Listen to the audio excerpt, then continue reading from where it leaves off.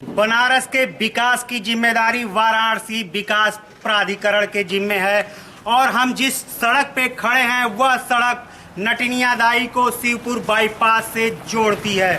बता दें कि प्रधानमंत्री नरेंद्र मोदी की घोषणा के बाद बनी यह सड़क भ्रष्टाचार का बड़ा शिकार हो चुकी है। बीडीए के अधिकारियों के कानों पर जू तक नहीं रेंगती है।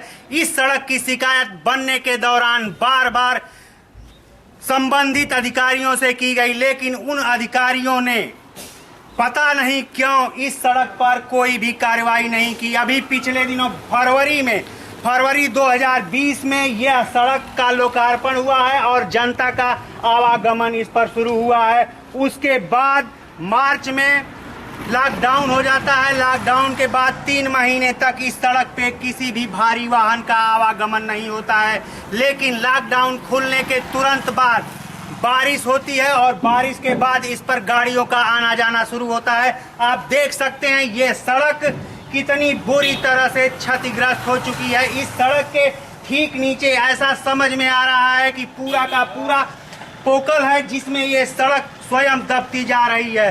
अब ऐसे में वाराणसी के बीडीए के अधिकारियों की जिम्मेदारी को तय कौन करेगा, जब प्रधानमंत्री नरेंद्र मोदी यहां से सांसद हैं और उनकी घोषणा के बाद इस सड़क का निर्माण हुआ है। जो सड़क स्वयं में अपने आप में भ्रष्टाचार की शिकार हो जाती है, तो बनारस की और सड़कों का, अन्य सड़कों का हाल क्या होगा। हम जानते हैं स्थानीय लोगों से जो इस सड़क पर दिन रात आते जाते हैं, उनका इस सड़क को लेकर क्या कहना है। सड़क के किनारे आप देख सकते हैं किस तरह से इंक्रोचमेंट करते हुए स्थानीय लोगों ने अपने पशुओं के लिए खूंटा गाड़ रखा है और जिसकी वजह से ये सड़क आमतौर पर हमेशा से संक्रमित रही है। ऐसे में प्रधानमंत्री नरेंद्र मोदी के घोषणा के बाद बनी यह सड़क एक बार फिर इन्हीं पुराने ढर्रे पर चलते हुए बिगड़ती नजर आ रही है। आप देख सकते हैं यह सड़क गंगा बिहार कॉलोनी के लिए जा रही है। यहाँ पे ठीक मोड़ पे ही जिस तरह से सड़क नीचे धंसी हुई है, इससे आप सहज अंदाजा लगा सकते हैं कि पूरी की पूरी सड़क प्रक्रिया किस तहत बनाई गई है, किस प्रक्रिया के तहत बनाई गई है। ऐसे में बड़ा सवाल ये होता है कि काम को पूरा कर ठेकेदार ने इतिश्री कर ली है और संबंधित अधिकारियों ने इस पर मुहर लगाकर उस फाइल को ठंडे बस्ते में डाल दिया है। अब झेलना यहाँ की जनता को है, बनारस की जनता को है। सवाल प्रधानमंत्री नरेंद्र मोदी से होगा, सवाल यहाँ के सभासद से होगा, सवाल यहाँ के विधायक से होगा। ऐसे में अगर राजनीति ईमानदार है भी तो अधिकारी उस ईमानदार राजनीति को हाशिए पर ढकेलने से कहीं बाज नहीं आ रहे हैं। किस तरह से बन रही थी ये सड़क? यहाँ पर सड़क का निर्माण कार्य जो हो रहा था वो मानक की धज्जियाँ उड़ाई गई हैं। मानक के खिलाफ कार्य हुआ है, जैसा कि आप सामने देख रहे हैं। रोड धंस गई है, एक भारी वाहन आने के कारण रोड धंस गई और आगे रोड फट भी गई है। शिकायत की गई तमाम अधिकारियों से, कोई अधिकारी जांच के लिए आया था? कोई अधिकारी जांच के लिए नहीं आया। बार बार शिकायत करने के बाद भी कोई अधिकारी जांच के लिए नहीं आया। यहाँ बीडीए के अधिकारियों के कान पे जू तक नहीं रेंगती है, शिकायत करने के बाद भी कोई नहीं आता है। बड़ा सवाल ये है कि अगर आम आदमी शिकायत करता है तो संबंधित अधिकारी के शिकायत के अलावा उसके पास ऑप्शन क्या है, रास्ता क्या है? क्या वाराणसी प्रधानमंत्री का संसदीय क्षेत्र होने के बावजूद अगर इस तरह से भ्रष्टाचार और घोटालों में शामिल है और यहाँ के अधिकारी उस पर संज्ञान नहीं लेते हैं, तो फिर बनारस के अलावा अन्य शहरों का क्या हाल होगा? क्या नाम है आपका भाई साहब?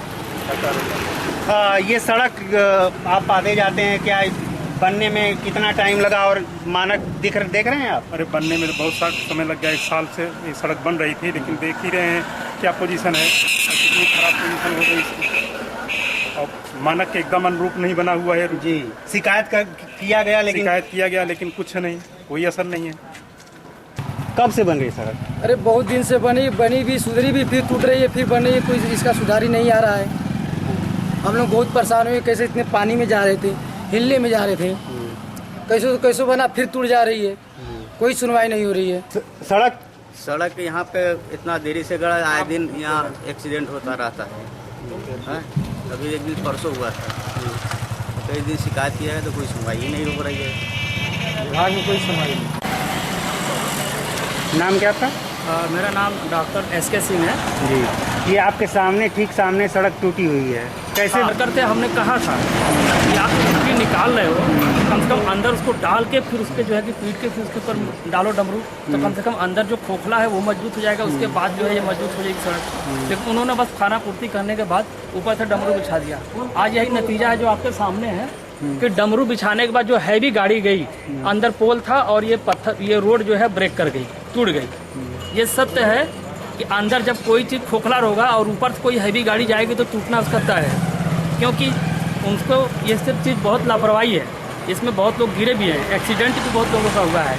तमाम लोगों का कहना है कि स्थानीय लोगों ने इसकी शिकायत भी संबंधित अधिकारियों से की, इसके बावजूद अधिकारियों ने इस पर संज्ञान नहीं लिया, जिसका परिणाम है ये है कि अपने लोकार्पण के पहले महीने में ही यह सड़क दम तोड़ती नजर आ रही है। अगर यही हाल रहा तो आगे आने वाले कुछ महीनों में इस सड़क का नामो निशान नहीं दिखाई देगा। प्रखर पूर्वांचल के लिए राजीव पांडे के साथ अरुण सिंह, वाराणसी।